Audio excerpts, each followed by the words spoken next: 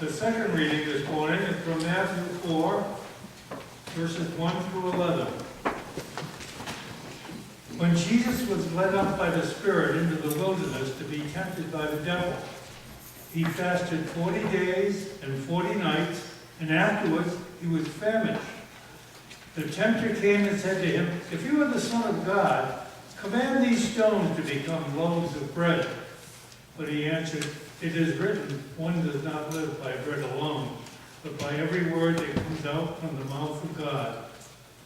Then the devil took him to the holy city and placed him on the pinnacle of the temple, saying to him, "If you are the Son of God, throw yourself down, for it is written, he will command his angels concerning you, and on their hands they shall bear you up, so that you shall not dash your foot against a stone." And Jesus said to him, "Again it is written, do not put the Lord your God to the test." Again the devil took him to a very high mountain and showed him all the kingdoms of the world and their splendor. And he said to them, "All these I will give you, if you will fall down and worship me." Jesus said to him, "Away with you, Satan, for it is written, Satan, for it is written, worship the Lord your God and serve only him." And when the devil left him, and suddenly angels came and waited on him. So endeth readings.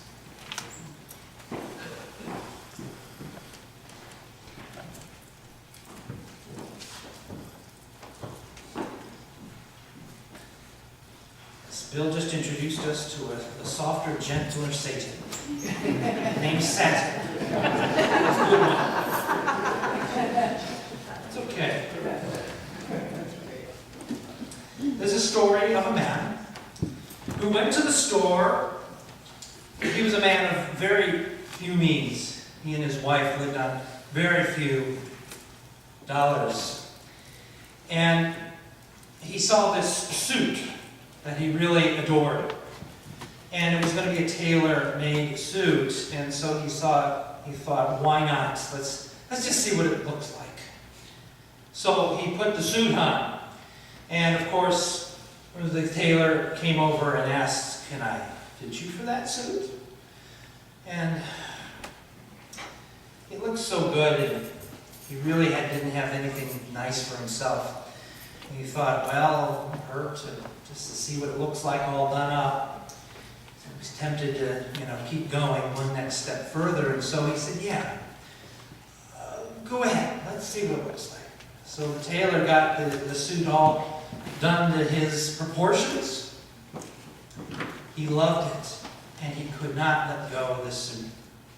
And so, even though he couldn't afford it, he bought it.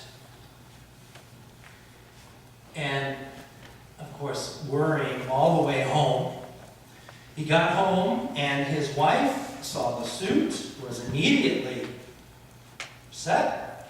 She said, "The devil has tempted you, and you have given in." She said, "Why didn't you just say, 'Get thee behind me, Satan'?" The man said, "I did." Satan said, "Hey, that suit looks pretty good from back here, too." Oh, God. Just as Eve and Adam fooled themselves in the Garden of Eden, we fool ourselves now, don't we? When the serpent declared that eating the fruit would open their eyes and make them like God, that was when Eve and Adam openly chose to fool themselves. That good and evil would finally be apparent to them was what they were fooling themselves about. Good and evil was never hidden from them. They already knew that they weren't supposed to eat the fruit. They chose to believe the lie. We choose to believe lies also. So, of course, how could you not understand that today's topic is temptation? Ooh la la. Snakes or cookies? I once read another person's sermon on the topic of temptation, and they had a quote in there. They said that the psychological skill needed to combat temptation is foresight. the ability to be watchful, to anticipate what is happening when we are being tempted. Now, Jesus is tempted in today's scripture, is he not? Again and again. He is not tempted so much with what we think he'd be tempted with. Instead of being tempted again and again and again with food, right? He's been in the wilderness for 40 days and 40 nights, and it said he's not eaten those 40 days and 40 nights. He's not tempted with that, but he's instead tempted with power. The serpent reported, or it was reported that the serpent was going to, or the tempter was offering power, like the serpent offered to Eve and Adam. Maybe Jesus was lucky. He knew the story of Adam and Eve, and therefore was prepared psychologically to resist. Now for him, the temptation to eat was only momentary, but the rest of the temptation was about believing himself to be as powerful as God. That was the temptation. You see, it's not whether the power is ours or not, it's also how we use power. Now we assume that Jesus could have had the power to change the rock into bread. Okay? We can make that jump. We should assume that he had the power to jump from the highest place in Jerusalem and not get hurt. And we should assume that he had the free will to bow down and to serve the tempter. But he made the choice to not believe those things. To not believe that it was he who was going to be sovereign over the world. Now, in our tradition, we don't often use tempter or Satan. Hence, Bill saying Satan. Sorry, that was just too funny. It was good. But we don't often do that in our tradition. Some other traditions use Satan as a hallmark of almost every single service, right? I might wonder, though, if we could consider the benefits of giving this tempter a little bit more credit in our lives, however.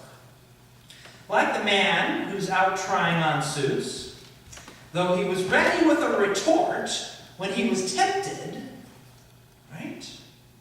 The tempter had yet another line to lay on him. Satan had a backup plan.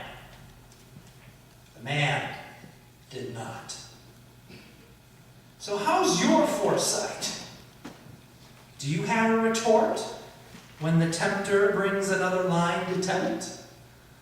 When tempted, do you recognize being tempted? Now, I won't run down a list of things that are temptations, because for each of us, that list could be entirely different.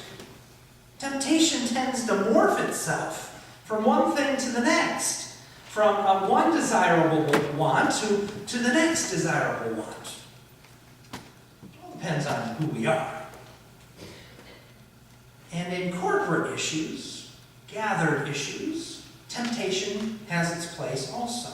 Do we have the foresight to deal with temptation as it comes along?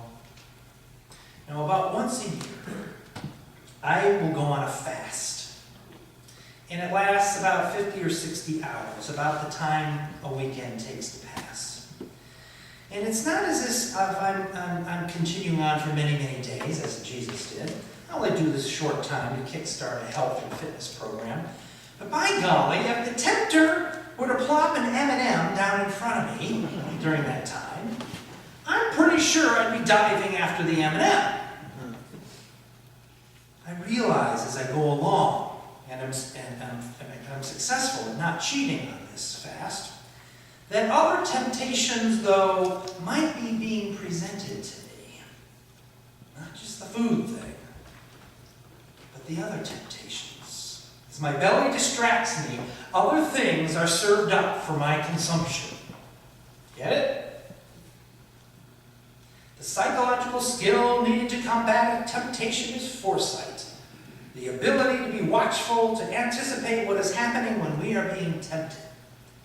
But I'd like to tweak that little declaration just a tiny bit to believe what is the true nature of foresight for you and me. I don't believe it to be a psychological skill that's needed by us, at least as practicing faithful Christians. I think we need a spiritual skill of foresight. We need the spiritual foresight to assume, first of all, in corporate issues around us as gathered people, we have to have the spiritual foresight to assume that one another is acting with the best of intentions. We need the spiritual foresight to plan and build for not only ourselves, but also for the thousands of people who will follow in our footsteps for the decades to pass here at the First Congregational. We need the spiritual foresight, by the way, to know also that the tickets to the magic show are not going to sell themselves. Get that message? You can sell those tickets.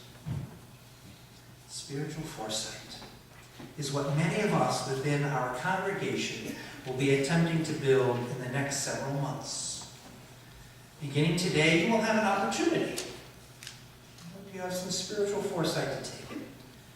But you will not be left out if you can't make it today. We'll be doing it through the rest of the month, and then numerous times between now and June, to vision for the future of the church.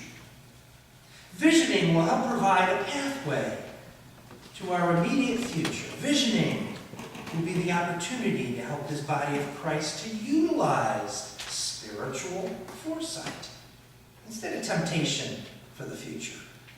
Looking in the future, what might we want to be tempted to do as we hope and we dream? You see, there's always temptation to believe that we all have the same vision. Or, that at least somebody goes along with us of our vision. There's temptation to believe that someone else is responsible, too, for providing the vision. There's a temptation to believe, also, that our church will always be here. There is the temptation to believe that someone else is going to make things happen while we sit idly by. Look around you, friends. You, all of you, are the people who will create and achieve the future of this church. And so each and every one of you need to pray for the next. About that vision. Now, like the man who was buying the suits, he had only one game plan, while the tempter had far more. I'll bet if the guy had an answer for that second retort, the tempter would have had a third. That's the way temptation works. So what game plan do we have? When the world changes around us, and it seems to be changing more rapidly with each day, and affects us all in so many different ways, how can we have the spiritual foresight to operate and thrive when we're tempted to make either a hasty decision or decisions we think are really good for right now? What will drive our decisions? Will our decisions be appropriate for a church or more appropriate for a secular organization? Will our decisions be based on building for the future or just tending to the present? Good and evil, right and wrong, short-term versus long-term. These are all temptations that we deal with every single day. What is your game plan in your own personal life to deal with temptation? What spiritual foresight do you have? And do we, as a body, do we have spiritual foresight? Can we share our vision with one another in order to create a vision that we hope this church can have for the future? We are a diverse group of thinkers and feelers, planners and doers, watchers and performers. We need to band together, keeping in mind one another, and keeping in mind God's power and God's will, to vision together a way providing hope for each of us as individuals and as a group. We need a vision positive and hopeful and compassionate. But I also just suggest one more adjective. One more. To spur us on. I pray that our vision will be daring. Daring.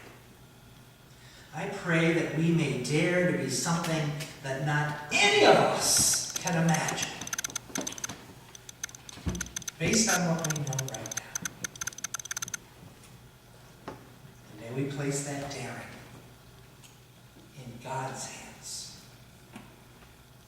I hope that you see often in our visioning sessions over these next several months through June, I hope you see a wondrous beauty in one another, in the gifts that you have personally, and the gifts that the people around you bring to you. May we vision a beautiful dream, a beautiful hope, and may we place it in God's hand for a daring and bright future. Would you stand with me now and we sing our next hymn?